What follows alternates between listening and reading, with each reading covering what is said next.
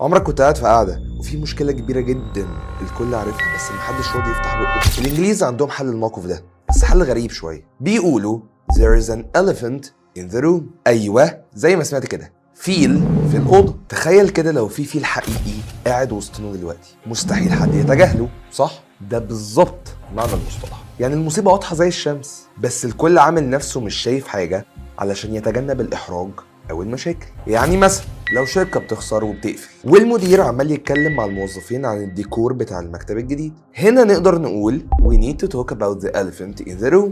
The company is going to bankrupt. وهنا الترجمة هيكون المقصود بيها ان احنا المفروض نتكلم عن المشكلة الكبيرة اللي الكل عمال يتجاهلها عشان الشركة قربت تعلن افلاس. وطبعا ما بتكونش ترجمة حرفية، وهو ده الجمال في الانجليش ان هي لغة تصويرية. يا ترى انت بقى تعرف مصطلحات تانية فيها حيوانات؟